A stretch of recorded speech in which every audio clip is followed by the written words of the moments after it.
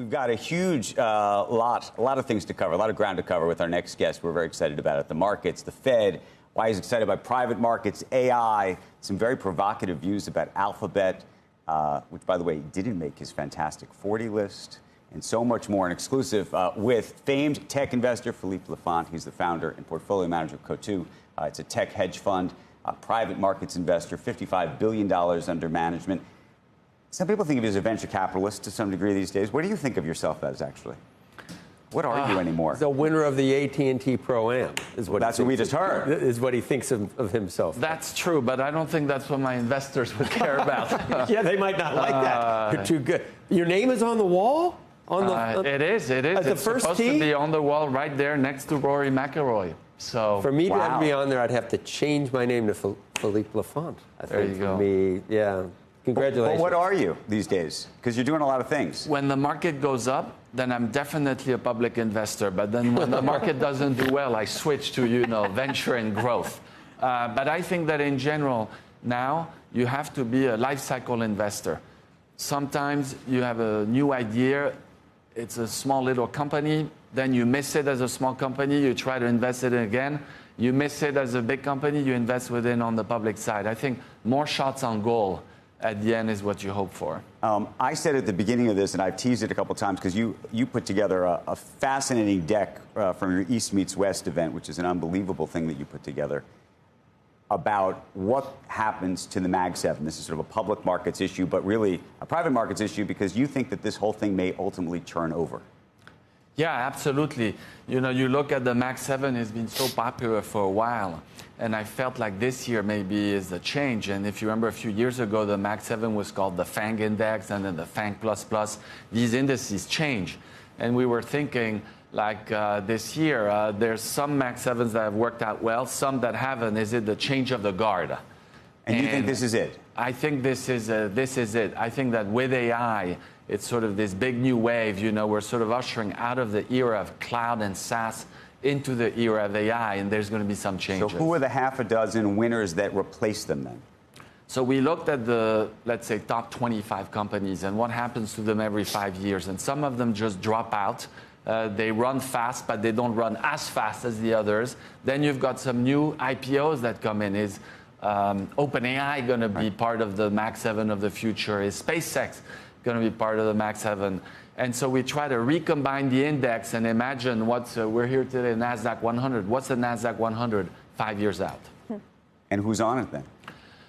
Okay. I thought you were going to ask me who's not on it. Well, we can do who's not on it. By the way, Alphabet's not on it. Tell us why. You know what I did? I just thought some of the big companies are going to be amazingly positioned. Microsoft is going to stay on it, and maybe today it's a $3 billion company, but let's say it doubles in 5 years, it could be 5 or 6 billion. Oh, trillion. Trillion, yeah, sorry, of course, trillion. Then we added Bitcoin. We thought of Bitcoin as a company.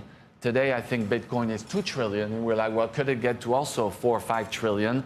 Obviously, Bitcoin's not a company. It'd be like saying if gold's a company, but I thought it was interesting as a new asset. Yeah. Right. Market cap. Yeah. Market cap, 2 trillion is so big. When did you get involved in Bitcoin? I've not gotten involved with Bitcoin, and I wake up every day at 3 in the morning, and I'm like, why am I such an idiot? What have I been waiting for, not being involved in it? And it just goes up and up. In the past, I think this is interesting, the retail investors, they were much faster at getting involved with Bitcoin than the institutional ones. And I always thought, Bitcoin's amazing, but it's double or triple the volatility of the NASDAQ. NASDAQ's already pretty volatile. Why do I need to deal with this added volatility? Recently, Bitcoin, when it went down during the tariff, only went down as much as NASDAQ. So it seems the volatility as an asset class is coming down, which I thought was pretty interesting. But given your sort of thesis, do you say to yourself, even at this point in the ball game, if you think it's going to double or triple and going to be part of the NASDAQ 100, if you were to think of it as a company?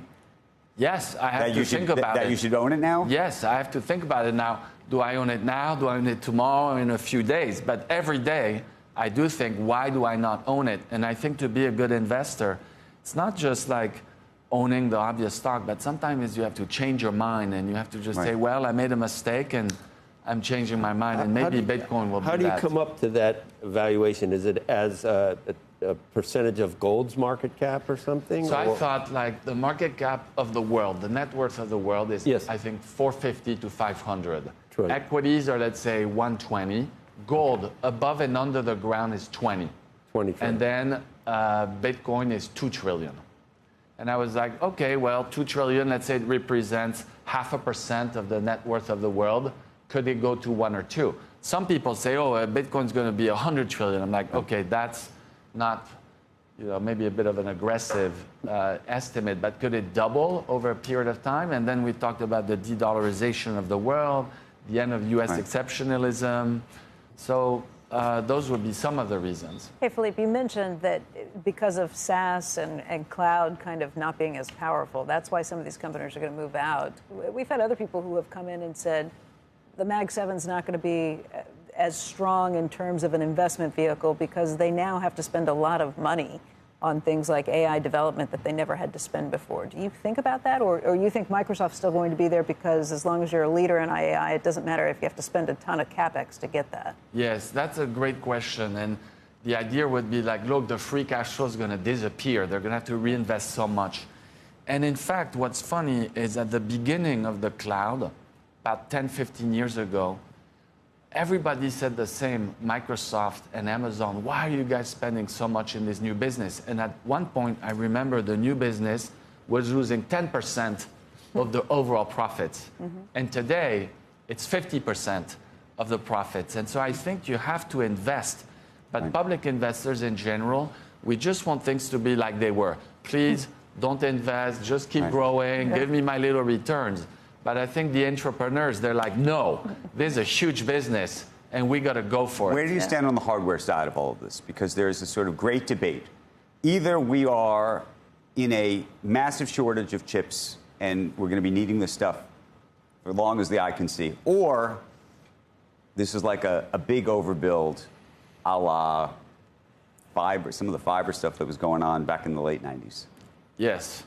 So you think about it in terms of the return on investment and say, wait, we're spending $500 billion a year, multiplied by 2, because if the chip is $500 billion, the total system is $1 trillion, the data centers, the cooling, this and that. Where do we get the return on the trillion? I think maybe 2 years ago and 1 year ago, some people were saying, look, the return is not there, this is crazy, we're in a bubble. But when you speak to companies now, the amount of AI that they're implementing, the savings that they're getting, and if you think of the world economy, I think just in the US, labor is maybe 20 trillion, the savings that we could get off that. You look at Microsoft, their number of employees is going down. Amazon, Andy Jassy. You just had Andy Jassy at your event. He was unequivocal that basically the number of employees over the long run is going to go down. Those are the benefits of AI. And so I tend to see like the glass is maybe half full and half empty, but I'm very much on the half full camp.